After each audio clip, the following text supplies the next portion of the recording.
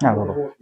型としては今のような感じが基本多いですか？以上で。そうですね。人間は姿勢を変えれるんですよ。筋力がなくても関節があるので、姿勢を変えて、要は作るんですよ。で、どう姿勢作るかって言ったら、ポイントで前傾になる。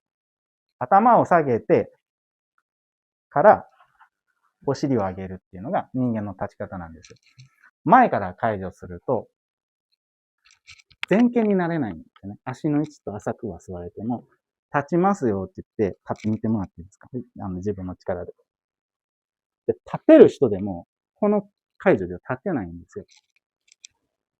こういくと、前傾になれないので、上から入ってもらって、後ろに引く。上じゃなくて、引くと、さっきやってもらった自分が立つ姿勢を阻害せずに、移動できる。